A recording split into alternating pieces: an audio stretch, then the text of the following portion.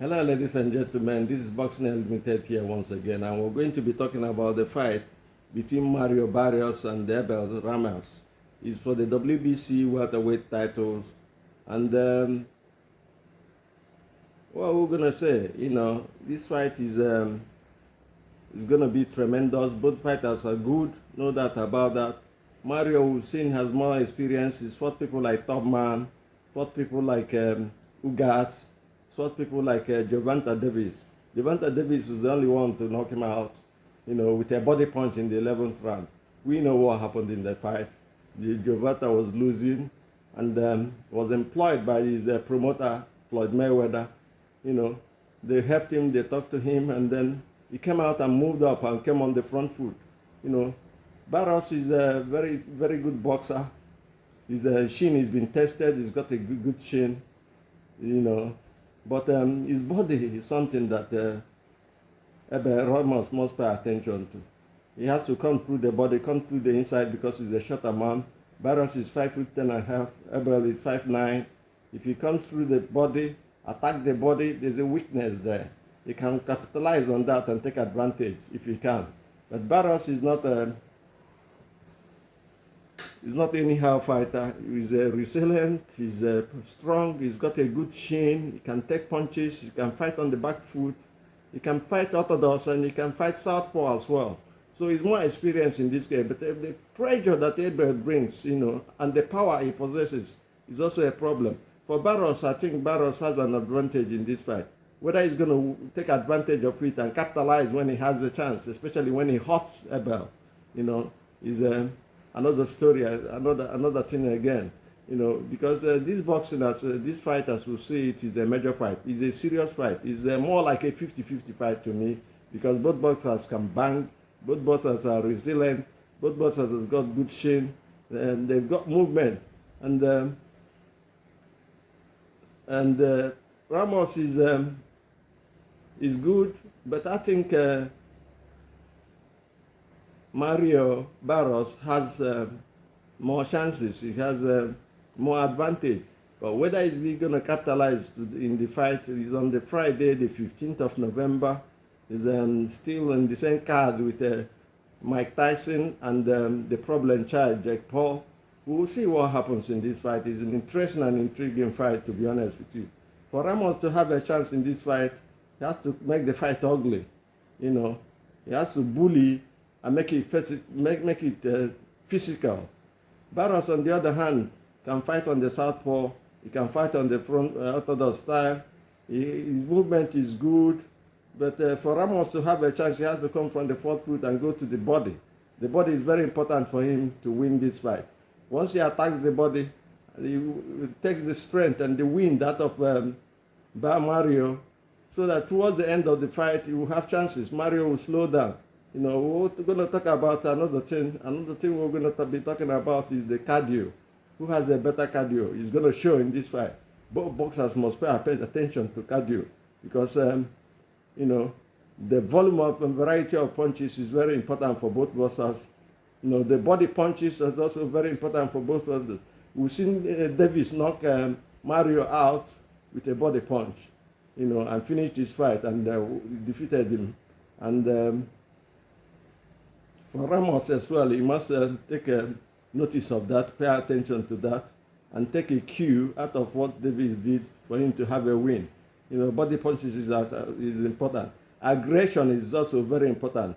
You have to be aggressive and fight on the front foot for both boxers to have a chance of winning. Barrio has experience, no doubt about that. We said that before.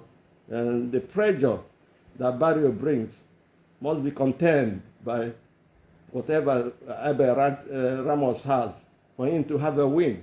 Otherwise, he's going to lose, because Barrio can fight on the front foot, he can fight on the back foot. He has to put pressure on him, attack his body, make him uncomfortable, make him feel his power from the first round. That is the most important thing, so that he will think twice before coming in. Pressure is key.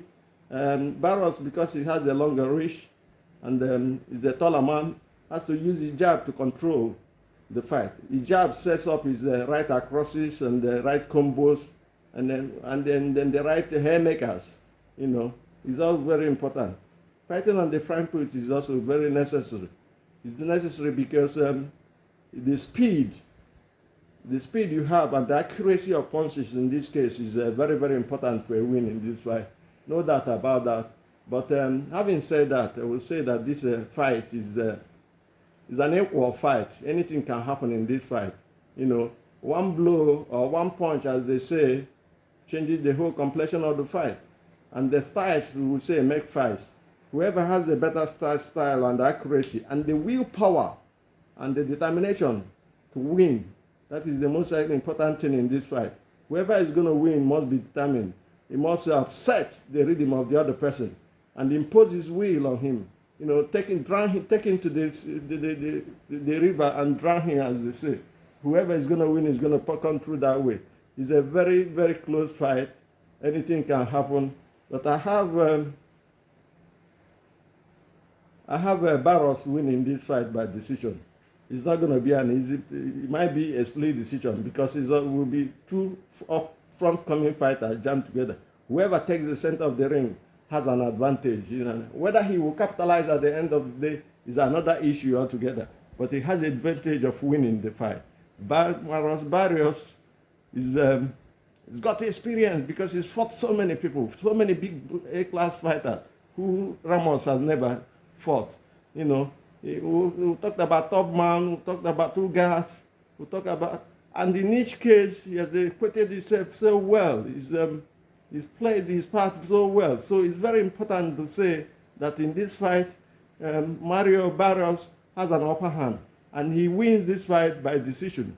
You know, by a split decision or a close decision, whichever way is a decision.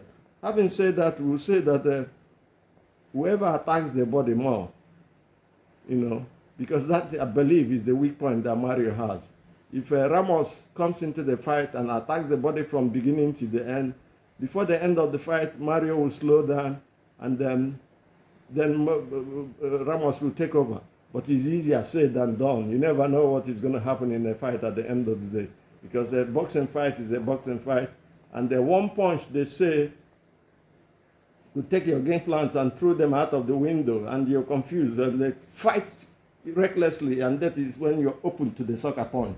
Because the sucker punch, you never see the punch come. You know, so Mario, for him to win, will have to, you know, punch through the blind side of Ramos. You know, these are the most effective boys. He's got a left hook, he got punches, he can take punches. You know, that is why we were saying he wins this fight by decision. You never know, anything can happen. This is boxing.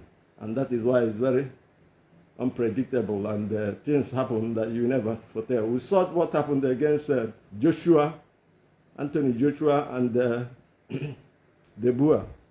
Joshua had more experience and has power as well. He's been in the game. He's been a two-time champion. He was going to make it the third time. And then suddenly, you know, De Boer caught him cold in the round one and knocked him down. And he never recovered. And that is a story we have to say is now history, you know. On the rematch, he's not coming, he's not keen on making the rematch. We saw that he's not ready, he's injured. So this fight, Mario Barrios have to be very careful. If he's overconfident of winning, if he's into his head that, no, I fought better opponents than this guy, and so forth and so on, he will lose this fight. He has to come out serious, and it's a title fight. It's not, Ramos is not a pushover, but I have Barrios winning this fight by decision. Do have a nice day, and please subscribe to this channel and make the channel grow. Thanks, and God bless.